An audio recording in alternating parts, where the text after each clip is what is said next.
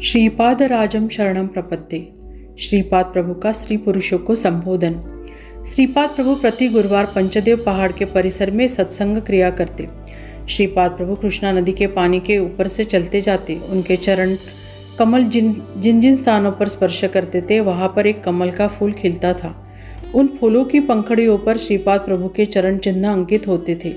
यह दैवी क्रिया कैसी होती थी यह समझना मानव की सीमित बुद्धि के परे है। इतना ही नहीं, पानी पर से चलते जाना यह भी एक अद्भुत क्रिया थी।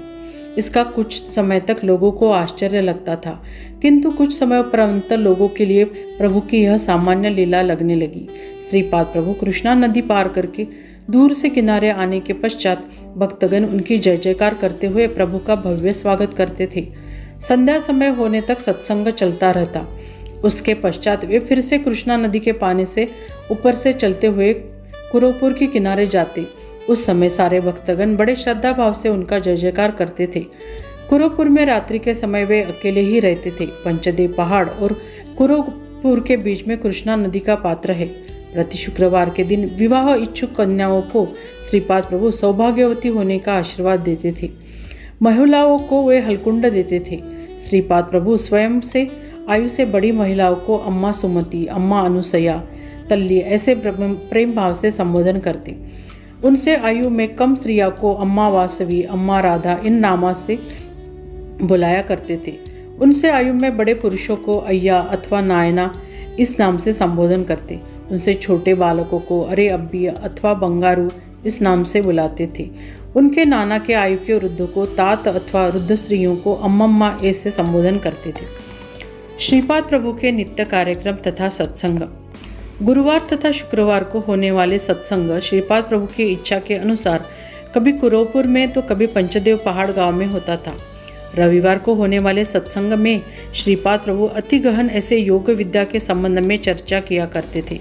उसके पश्चात दर्शन को आए हुए भक्तों को उनका कुशल मंगल पूछकर उनकी कठिनाइयाँ बड़े प्रेम भाव से दूर करते तथा अभय वचन देकर उन्हें आश्वस्त करते। सोमवार के सत्संग में पुराण की कथाएं कथन करके उसके अंतर्गत अर्थ से भक्तों को अवगत कराते थे। उसके पश्चात भक्तों की वैयक्तिक समस्याओं की चर्चा करके उस पर उपाय बताते। मंगलवार का सत्संग उपनिषदों का बोध कराने होता था। सत्संग के उपरांत भक्तों की समस्याओं का यथायोग्य निराकरण किया जाता। बुधवार को वेद और वेदों का अर्थ पर विवरण हुआ करता। गुरुवार को गुरु तत्व के बारे में विवेचन होता तथा उसके पश्चात भक्तों की आदिवादी को श्रीपाद प्रभु बड़े शांतपूर्ण ढंग से सुनकर उनका निराकरण करते थे। इन दिन विशेष रसोई का प्रबंध होता था। सारे भक्तों को सुग्रास भरपेट भोजन कराया जाता। इस भोजन की विशेषता यह थी कि श्रीपाद प्रभु स्वयं भोजन के कुछ पदार्थ परोसते थे। उनके पास अन्न धान्य की कोई कमी नहीं थी। शुक्रवार के स्वयं सत्संग में वे श्री विद्या के संबंध में बोध कराते। उस दिन सर्व भक्तों को हलकुंड का विधि पूर्वक प्रसाद देते थे।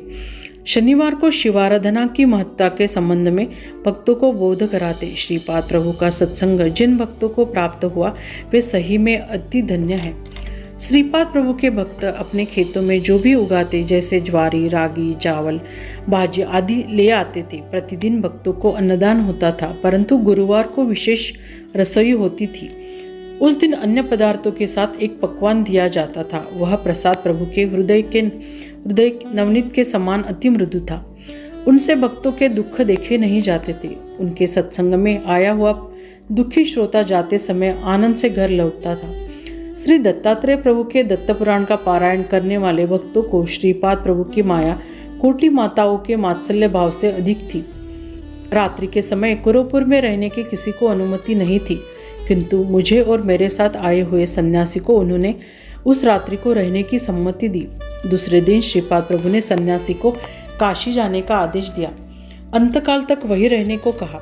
रसोई के बर्तन साफ करना, रसोई पकाना, आने वाले भक्तों की व्यवस्था रखना यह मेरे काम थी। दरबार में भक्त किसी समय भी आए उन्हें भोजन मिलता था। जो भक्तगण अपने घर से भोजन करके आए उन्हें भी प्रसाद के रूप में भोजन दिया जाता। जिस समय पकाई हुई रसोई कम हो और भोजन कराने वाले भक्तगण अधिक हो, उस समय श्रीपाद प्रभु अपने कमंडल के तीर्थ का अन्न सामग्री पर प्रोक्षण करते। उस समय वह रसोई सारे भक्तों को भरपेट खिलाकर भी बची रहती।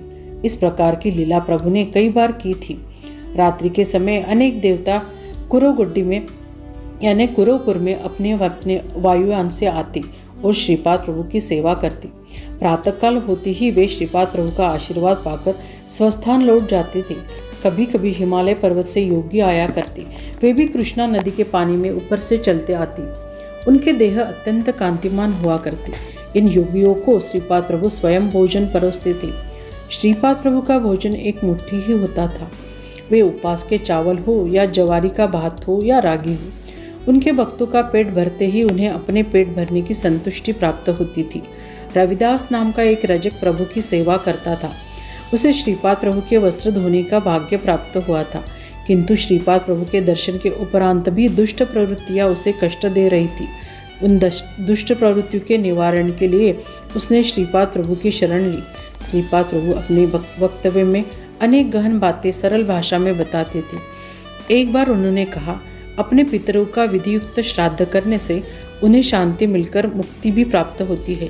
अष्टदशा जिन्हें होती है उन्हें अनेक कर्म के अनुसार फल भुगतना अनिवार्य होता है। उनमें पक्षपात की दृष्टि नहीं होती।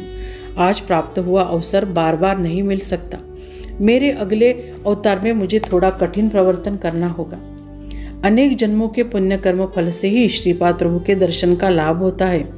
इस सुयोग का पूरा लाभ उठाना चाहिए। इस सुवर्ण अवसर का उपयोग नहीं किया गया तो अगले कई जन्मों तक सद्गुरु का दर्शन होना कठिन है। इन विशाल विश्व में 1,25,000 महासिद्ध पुरुष हैं। उनके अंश मात्र से रहने वाले भक्तों को इन महासिद्ध पुरुषों का आश्रय मिलकर अनुग्रह प्राप्त होता है। उन्हीं के द्वारा इस सृष्टि को तथा भक्तों को आधार प्राप्त होता है। श्रीपाद प्रभु के केवल संकल्प मात्र से सृष्टि की निर्मिति, स्थिति तथा लय होती है। भक्तगण जिस समय श्रद्धा भाव से अपने गुरु को नमस्कार करते हैं, उस समय गुरु वह नमस्कार अपने गुरु को पहुंचाते हैं। वे अपने गुरु को इस प्रकार हमने अपने गुरु को किया हुआ एक नमस्कार अनेक गुरुजनों को पहुंचता है। देवताओं को यदि हम पर क्रोध आया तो भी गुरु उस क्रोध से हमारी रक्षा करते हैं। प्रत्येक शिष्य को गुरु के आशीर्वाद की प्राप्ति होती है।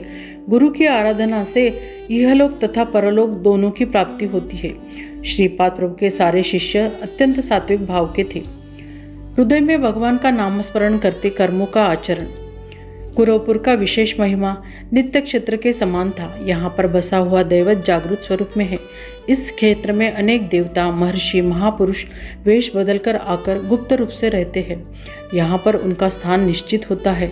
हृदय में ईश्वर का नाम भास्कर सदाचार से रहकर कर्मों करते रहना चाहिए। ऐसा उपदेश श्रीपाद प्रभु अपने भक्तों को दिया करते।